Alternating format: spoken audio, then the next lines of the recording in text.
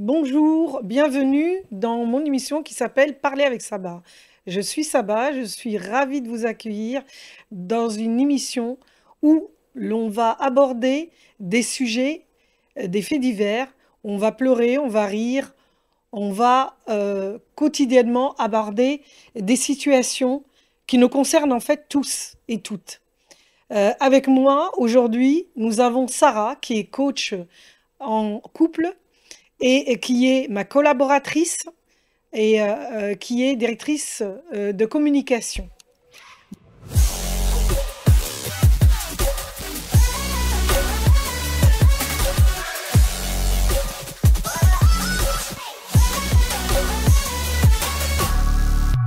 Bonjour Sarah, tu es là? Bonjour, bonjour à tous, bonjour à toutes, bonjour Bienvenue. Saba. Je suis ravie de t'accueillir dans mon émission, Parler avec Saba. Je voulais aborder un sujet avec toi. Peux-tu nous parler de l'histoire qui s'est passée aux États-Unis, s'il te plaît? Alors voilà, il y a sur Reddit, pour ceux qui connaissent Reddit, un groupe qui s'appelle Just No Me. Ça veut dire non aux belles-mères. Parce que vous savez que dans les couples, la belle-mère peut avoir un véritable impact, quitte à ce que le couple se sépare ou divorce dans En certains cas. France aussi, hein, tu sais, en France aussi, En dans d'autres France pays. aussi, la famille peut impacter le couple de toute manière, Exactement. côté homme ou femme. Et là, il y a une histoire très connue sur le Reddit américain, qui est très peu connue en France, parce qu'il faut être anglophone et lire l'anglais, mais voilà, qui vient de You Sugar Mama, c'est son poste, et qui date d'à peu près 6 ans. Ça se passe aux États-Unis. Une femme vivait avec son mari depuis 5 ans. D'accord. 5 ans de vie de commune, et la belle-mère était odieuse. Elle insultait sa cuisine, elle rentrait dans la salle de bain pendant qu'elle se douchait la femme, et une fois, le premier soir après leur mariage, la belle-mère s'est glissée dans le lit avec son fils. Waouh! Pour vous dire. Oui, il faut rire. Parce que là, franchement, je ne sais pas comment Elle vous s'est réagir à glissée ça. au lit avec son beau-fils? Oui, parce qu'elle était dans la douche. Et donc, elle est venue dans la salle de bain pour voir qui était dans la douche, la belle-mère. Elle a vu que c'était la fille. Elle est repartie et elle s'est glissée dans le lit avec le fils le premier soir après leur mariage. Et le fils n'a pas Voilà. réagi, n'a rien dit? Le fils, dans l'histoire, défend toujours sa belle-mère. Et vous allez voir que beaucoup de gens vont Sa être en mère, tu colère veux contre le dire? fils. Sa mère à lui. Oui, sa mère. Il D'accord, dit rien à sa mère. d'accord. Au bout un mois après le mariage, la belle-mère est toujours là. Elle vient sans prévenir, elle a la clé, ça se passe très mal. Une nuit après le dispute avec le mari, l'épouse s'est couchée tôt. D'accord. En ignorant que sa belle-mère, elle était rentrée par effraction chez elle, pendant que le mari était au travail et qu'elle aussi. Il faut savoir que l'épouse explique qu'elle a une allergie grave au latex. La belle-mère avait découpé 75 gants en latex Ça et les avait placés sous le drap-housse de l'auteur, faut le faire quand même, hein. sachant que cela pouvait la tuer. Donc je ne sais pas si légalement on peut dire que c'est une tentative de C'est meurtre. une tentative de meurtre, hein, au niveau juridique, hein. Voilà, voilà. Et donc, ce qui s'est passé, c'est que l'épouse explique qu'elle s'est réveillée 17 heures plus tard à l'hôpital, respirant à peine, en réanimation, pour vous dire. Et c'est parce que son mari l'avait retrouvée inconsciente au lit. D'accord. Elle avait failli mourir d'une grave réaction au latex allergique causée par le latex. D'où la tentative de meurtre, hein. C'est une tentative de Voilà. meurtre. Alors, le mari, elle est à l'hôpital.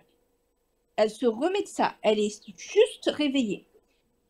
Vous pensez qu'il va être furieux contre la mère, contre sa propre mère. Il Ben, a rendu normalement, c'est visite à logique. son épouse. Il a exigé qu'elle s'excuse auprès de la mère. C'est-à-dire qu'il a demandé à sa femme de s'excuser devant sa mère? Oui. Pourquoi? Alors, parce que pour lui, il estime qu'elle fait une histoire pour rien, etc. et tout ça. Ah, juste elle a voulu la tuer, c'est une histoire pour rien. D'accord, Ah bah c'est la réaction qu'il a, hein. d'accord. Je peux vous assurer que c'est comme ça qu'il le présente. Et la suite de l'histoire pour...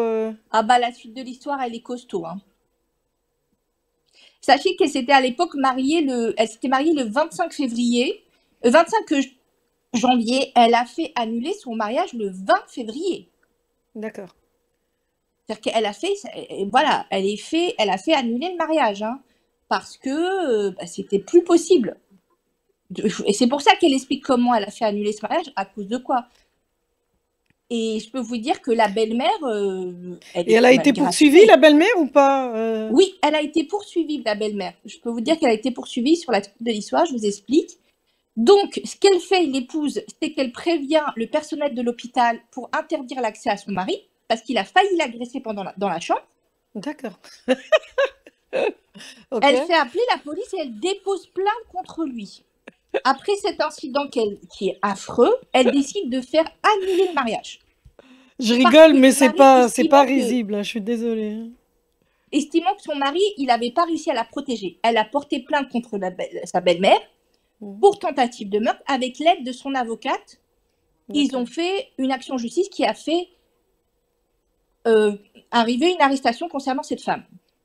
Elle Et a l'inculpation donc de la belle-mère, qu'elle a surnommée latex Lucie. latex Lucie? Oui, latex comme le latex et Lucie D'accord, parce Lucie. que Lucifer. D'accord. Ah d'accord! Ah Oui, bah oui, oui, elle est un le peu procès a été diabolique, une hein. expérience D'accord. difficile en fin de compte pour la femme parce que les amis, les membres de la famille qui avaient célébré son mariage un mois plus tôt, ils Mmh. étaient au tribunal. D'accord. Et la femme, elle a senti que tout le monde lui en voulait et qu'il l'a blâmée pour la situation. En La plus. famille du mari, Donc il fallait les qu'elle se amis laisse du mari, tout le mourir, monde. elle était presque à l'agonie, presque elle a Elle est en failli train de mourir, mourir. mais c'est normal, quoi. C'est ça? Voilà. Et OK. donc, ce qui s'est passé, c'est que la belle-mère a été condamnée à 13 mois de prison. Le mari était dans la salle. Il n'a pas arrêté de regarder avec un regard meurtrier son ex-épouse. D'accord. Et avec mépris. Ça lui a brisé le cœur. Elle explique, voilà. Donc, la mère a été condamnée à 13 mois de prison D'accord. et a passé un mois dans un service psychiatrique. Bah, c'est le minimum, hein, en général. Et Alors, je l'excuse suppose qu'elle qu'elle a a été sortie, déclarée inapte. En général, elle va plus non, elle n'a faire. pas été déclarée inapte. Ouais, non? Elle n'a pas été déclarée inapte. D'accord. Par contre, ce qu'il faut savoir, c'est que l'excuse qu'a sortie la belle-mère, c'est qu'elle avait peur que l'épouse mouille le lit. Ah, c'est pour ça qu'elle a découpé les trucs là. Ok, d'accord, Au lieu d'acheter peut-être une housse de. On ne sait pas, mais voilà. d'accord. Bon, alors, la vie après le procès. Donc, l'épouse, elle a déménagé très très loin. Elle a changé plusieurs fois de numéro de téléphone parce que l'ex-mari ou la mère essayait de la contacter. Ah, parce que c'est pas fini en plus. Sa belle-mère a été libérée plus tôt que prévu. Elle a fait que 8 mois de sa peine parce que elle a eu une bonne conduite. Ouais, pour bonne conduite, on appelle ça. Ouais. Voilà. Et l'auteur, donc l'épouse, elle a appris par sa tante qui était son avocate que sa belle-mère voulait s'excuser en personne. Elle a une réaction, elle n'a jamais autant ri de sa vie. Elle a dit non, je refuse. Bah, elle a eu raison. Voilà. Et à la suite de cette histoire, elle a une nouvelle relation, mais elle est toujours hantée par ça, quoi. Bah, c'est Par cette normal, faut qu'elle histoire soit. et par cette Qu'est-ce que tu situation. préconiserais, toi, quand une personne elle a vécu tout ça dans un couple, pour qu'elle puisse reprendre un petit peu sa vie en main? Alors, Quelle avant d'arriver indication là, tu pourrais donner à des gens qui sont victimes de ce genre de belle-mère ou de faits aussi graves? alors déjà, il faut dire une chose. La question de la belle-mère, c'est normalement, c'est au mari de gérer cette situation. Au conjoint ou conjointe de gérer la situation. La question, c'est avant de vous marier, regardez comment votre conjoint ou conjointe se positionne déjà avec la belle-mère ou le beau-père ou l'un des membres de la famille. D'accord. Parce que ça, c'est. Moi, je me dis, avant d'arriver à ça, il faut peut-être éviter ce genre de situation. Très honnêtement, quand vous avez le lien entre la mère et le fils, Oui, à quand le part si lien le c'est fils. fusionnel, lorsqu'on a un Ouais, lien le lien fusionnel, fusionnel, on sait que les. voilà, c'est très difficile. Il y a des mères, des belles-mères qui refusent de lâcher et de couper le cordon ombilical avec leur fils. Oui, Ça, on le sait. oui, oui, oui, Donc, on le sait. voilà. Moi, je vais passer à la deuxième histoire et un dossier que j'avais traité. Euh, je vais l'appeler Denis. Denis était un homme qui était marié avec une maghrébine. Lorsqu'il s'est marié, il a eu une petite fille avec celle-ci. Le temps passant, 3 ans après, il a fait un autre enfant. Donc il a eu 2 filles.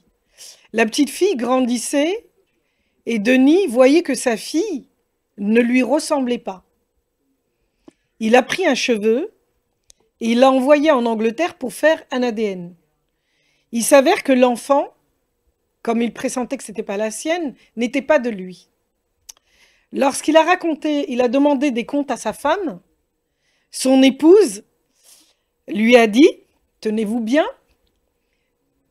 que son épouse, le jour du mariage, avait eu une relation avec son ex-mari dont elle avait divorcé. Le jour du mariage, hein, le soir des noces. J'en bégayais tellement, c'est énorme. Et que Comment c'est celui-ci, possible et que celui-ci l'aurait fait boire. Elle a trouvé cette excuse. Donc ce serait une agression d'après elle. Non, même pas. Oui, enfin qu'il l'aurait fait boire, mais elle était consentante en fait, hein, parce que sinon elle aurait déposé plainte. Le temps passant, il s'avère que la fille, elle a grandi, la deuxième pareil, mais Denis ne pouvait pas rester avec elle. Parce qu'en voyant cet enfant, il voyait l'enfant de l'adultère, en fait. Il l'a traité comme sa fille et tout ce qui s'ensuit. Le problème est le suivant, c'est que quand il a divorcé avec sa femme, celle-ci s'est remise avec l'ancien, c'est-à-dire avec celui avec qui elle avait eu le premier enfant. Ensuite, ça ne s'arrête pas là.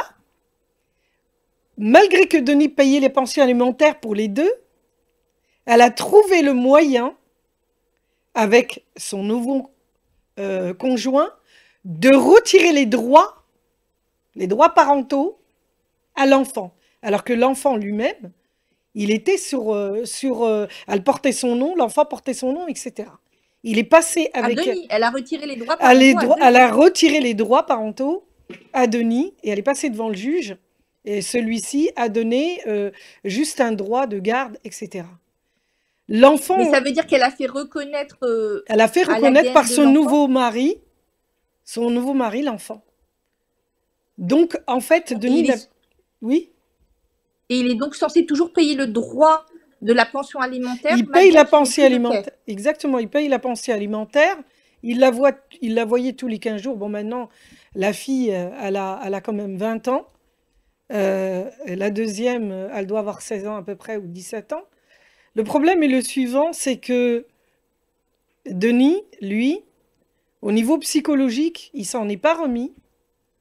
Mais l'enfant, la première, elle est complètement déséquilibrée, en fait, vis-à-vis de ça. C'est-à-dire qu'en plus de ça, elle n'a même pas été suivie. La mère ne l'a même pas fait suivre par un psychologue.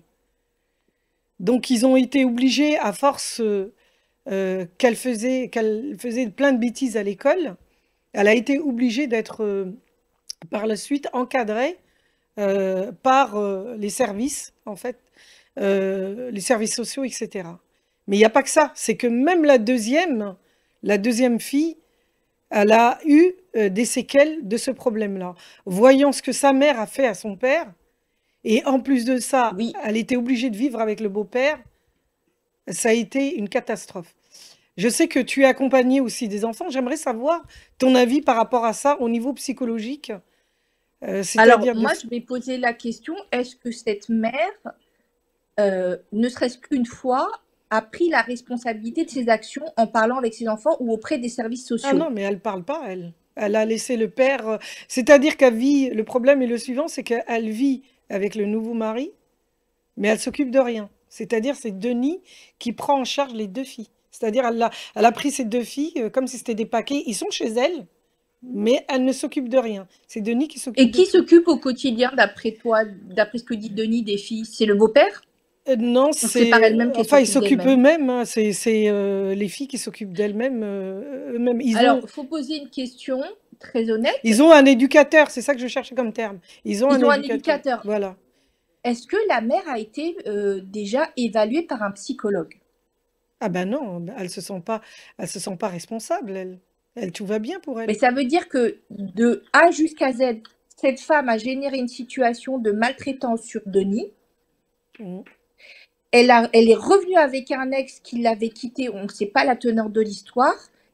Elle a entraîné une situation de tension et d'abandon sur les 2 enfants et elle ne se sent responsable de rien. Exactement. Ça ressemble quand même beaucoup à ce qu'on appelle des traits narcissiques. Ça veut dire que pour elle, ses enfants sont une extension d'elle-même, ils n'existent pas en tant que personne. Exactement. Et donc, quand tu m'expliques que les deux jeunes filles sont en situation de souffrance, c'est parce que on ne les considère pas comme des êtres humains à part entière. Exactement. Par contre, la question légale que je te poserai, est-ce que Denis a fait une demande de paternité au tribunal pour faire vérifier les paternités légalement des 2 enfants en France? Parce que c'est une demande.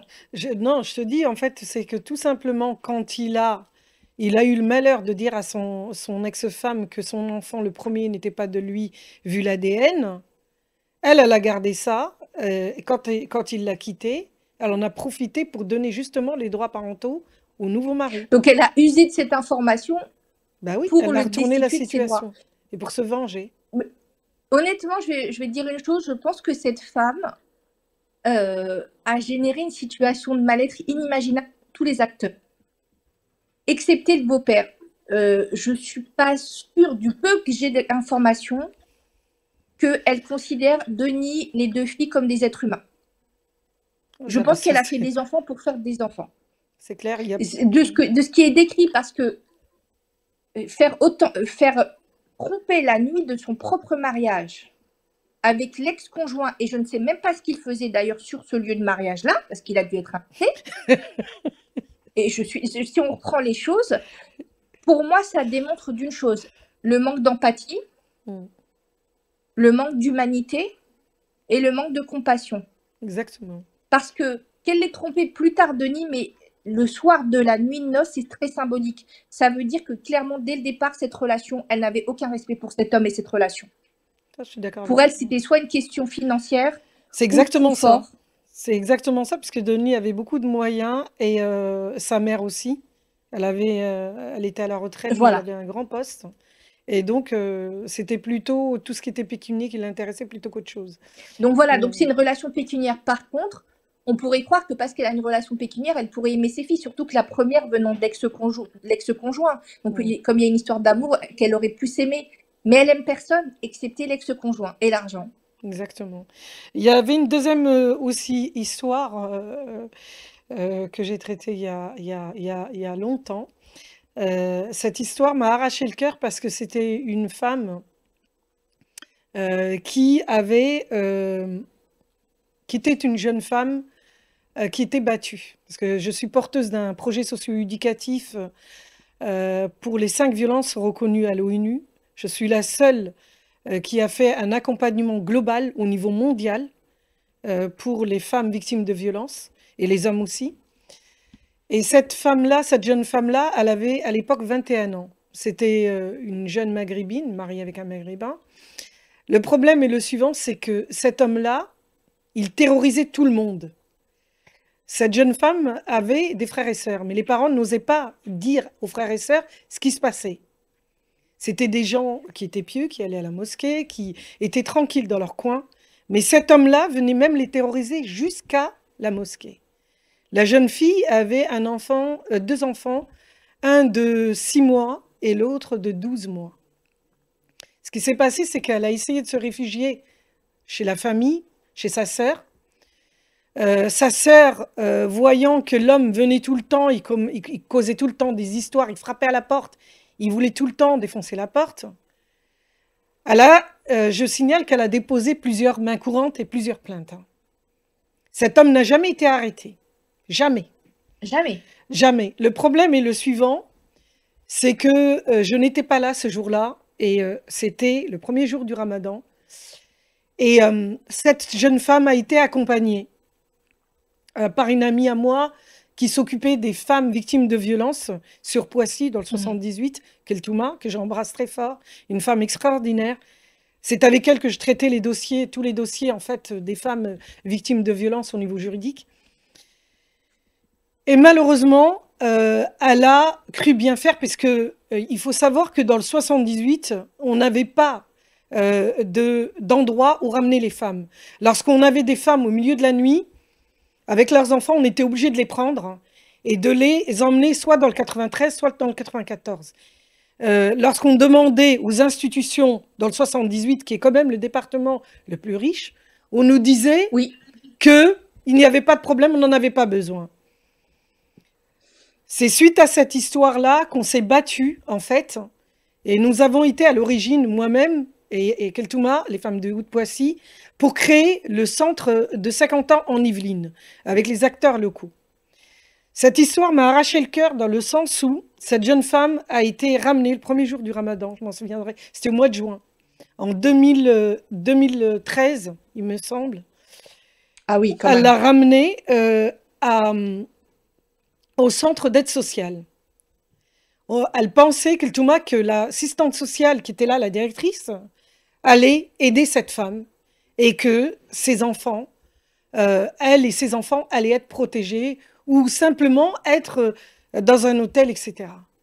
Oui, pour problème quelques nuits. Exactement. Le problème est le suivant, c'est que la directrice qui était là a fait juste une seule chose.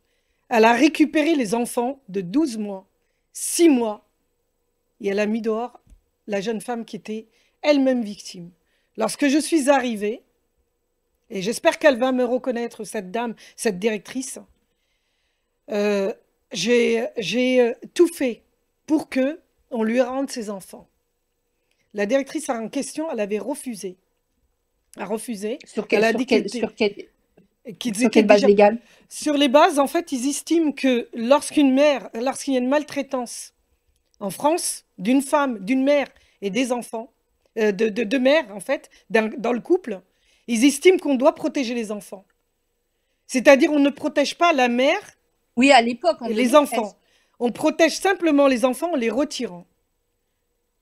L'histoire qui se suit de cette histoire-là, c'est pour ça qu'on s'est battu, je répète encore une fois, avec Kultuma, les femmes de Haute-Poissy, pour créer ce centre-là et pour que les Oui. femmes soient justement accompagnées globalement dans ce genre de faits.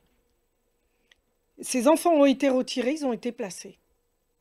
Cette femme, elle a travaillé très dur, elle a fait des formations et le comble du comble, elle-même travaille à l'heure actuelle à 50 ans en Yvelines, dans ce centre-là.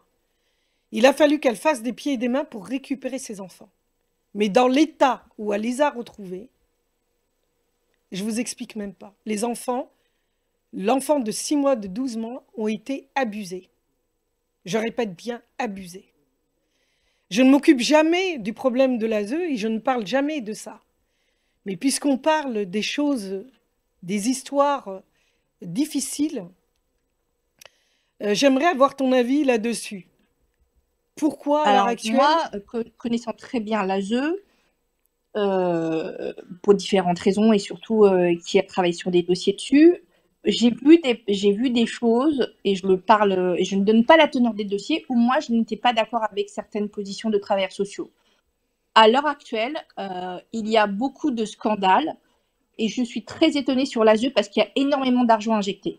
Exactement, oui. Entre 5 000 et 7 500 euros, d'après ce qu'on sait. C'est plusieurs millions d'euros, hein. Le budget de l'ASE est phénoménal dans toute la France. Je suis très étonnée parce que deux choses. Légalement, aujourd'hui, vous pouvez déposer plainte contre un travailleur social, sachez-le. D'accord. À son nom propre, à son nom propre en tant que personne. Moi, je dis toujours une chose aux gens, ayez un bon médecin, de famille, ayez un psychologue, faites attention à comment sont habillés vos enfants, documentez un dossier si vous êtes en situation de violence conjugale. Le problème, c'est que les gens ne connaissent pas leurs droits. Et le problème est le suivant, c'est que on croit souvent que c'est le JAF, le juge des affaires familiales, qui bien sûr, il a le dossier, mais il pense il a que le dossier, il décide sur un dossier mais en écrit fait, par les travailleurs sociaux. Je suis d'accord, mais les gens ne savent pas que c'est plutôt de l'administratif. C'est le droit administratif. Et c'est ça qui pêche. C'est-à-dire que les gens, eux, vont vers le droit familial Mais le droit familial ne concerne pas ce problème. C'est au niveau Oui, parce que c'est un administratif. c'est un autre Et juge. ça, personne ne le dit. Pourquoi personne ne dit que ce genre de problème au niveau de l'enfant, c'est au niveau c'est le tribunal administratif Pour qui est enfants. compétent. Qui est compétent. Ben, il y a deux tribunaux, parce que pour les placements en ASE, quand un enfant n'a plus de parents, c'est le juge pour enfants, tribunal pour enfants. Pour les gardes, c'est bien le JAF. On le sait, pour les gardes entre couples, on remet le Oui, contexte. oui, Les gardes entre oui, couples, là, oui. on parle En de cas de l'État. divorce, oui, exactement. Voilà, en cas de divorce. Parce que c'est bien que les gens comprennent que le juge pour enfants, c'est pour les mineurs non accompagnés, qui n'ont plus de parents décédés, ou qui sont venus sur le territoire français non accompagnés. Et pour les séparations, même si vous n'êtes pas marié, il faut mieux voir un juge pour enfants pour tout mettre à plat. Et pour les pensions alimentaires aussi, ça marche. Exactement. Donc, mais pour la partie administrative, c'est vrai que on n'explique pas le processus de ce qu'on appelle une information préoccupante. Il faut savoir une chose sur les informations préoccupantes. Vous avez un tableau avec des items qui sont donnés aux travailleurs sociaux. Il y a toute une grille. Comme pour faire l'évaluation des personnes handicapées, il y a toujours des grilles. Cette grille, elle n'est pas donnée au public. Et surtout, les personnels de l'éducation nationale ne sont pas formés à cette grille non plus. Est-ce qu'un jour, il y aura une enquête Là, j'ai vu qu'il Il y a des enquêtes à l'heure actuelle. Non, à l'heure actuelle, ce que je veux dire, c'est que la France, elle a été condamnée par l'Union européenne par rapport à l'ASE. Oui. Elle a été condamnée à l'ONU parce qu'il y a le droit de l'enfant. Et Mais on par n'entend par pas. la- Mais par le qu'est-ce que LAE ça aussi. donne? Je veux dire, il n'y a pas d'enquête. À l'heure actuelle, il n'y a pas d'enquête sur ce Légalement, genre de problème. Pourquoi aucun dans nos gouvernants, au niveau du gouvernement, ni les partis politiques ne se saisissent de ces affaires? Pourquoi? parce qu'il faut savoir une chose qui est assez importante sur le sujet. Les familles, et je pense que les associations de parents d'élèves ou de parents devraient être ce qu'on appelle en classe action, en partie civile. Ce sont des cas individuels qui peuvent être regroupés. Et là, vous pourriez avoir un effet de groupe en instituant un dossier légalement. Si on veut vraiment faire en sorte que les choses aient chance, c'est la cassation, la Cour européenne et le tribunal de l'Haye. Nous avons un beau pays. On a des institutions formidables. Nous sommes un état de providence, comme dirait Martin Hirsch. Pourquoi on rencontre autant de problèmes que cela, alors que nous avons de belles institutions, nous avons un droit qui protège l'humain, il y a des cadres, et comme j'arrête pas de le dire, quand il n'y a plus de règles, tous des règles. Comment se fait-il qu'on en arrive à des choses comme cela? Ça, je ne comprends pas. Je ne parle pas d'enfants qui sont maltraités. Les enfants qui sont maltraités, qui sont placés, c'est tout à fait normal. Je ne dis pas qu'il y a que des enfants qui sont placés, qui n'ont pas de problème, etc. C'est pas ça que je suis en train de dire. Je suis simplement en train de dire que normalement, il devrait y avoir une enquête qui doit être faite avec objectivité. On ne doit pas... Moi, cette histoire-là, je l'ai vécue. J'étais là. On ne peut pas me dire le dossier, je l'ai.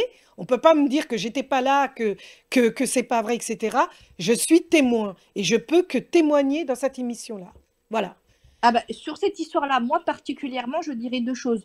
La femme, c'est très simple. Dans les cas de situation de placement, on est obligé de passer par un protocole qu'on appelle des informations préoccupantes. Dans toute la France, c'est pareil. C'est fait soit par un éducateur spécialisé, soit par une assistante sociale. Est-ce que c'est vrai qu'à l'heure actuelle, les éducateurs, ils ont beaucoup plus, d'après ce qui se dit, hein, d'après ce que j'ai entendu, il s'avère que les éducateurs maintenant rendent des rapports au juge, au visage des gens, c'est-à-dire à la tête des personnes. Est-ce que cela est vrai ou pas? Alors, non, parce qu'à la base, comme je vous rappelais, les travailleurs sociaux, il y a un écrit à faire par rapport à la grille. Ça veut dire qu'on doit voir si tous les items sont respectés ou non pour la bientraitance ou la maltraitance de l'enfant. C'est comme ça. Et surtout, en termes de légalité, la personne, elle est en responsabilité personnelle civile et pénale à son nom propre et l'institution aussi. Maintenant, légalement, vous avez une double responsabilité parce qu'on peut déposer plainte contre vous. Il faut le savoir. Donc, ce que vous Les écrivez, gens ne vous le devez savent pas. l'enquêter. Et il y a tout un protocole. On voit les personnels éducatifs, on voit la famille, les parents, les frères et sœurs et Donc il y a bien l'enfant en un cadre question. juridique, d'après ce qu'on nous dit. Il y a un cadre et il y a un protocole en termes de travail social. D'accord. Et vous devez rendre un rapport au juge qui est étayé.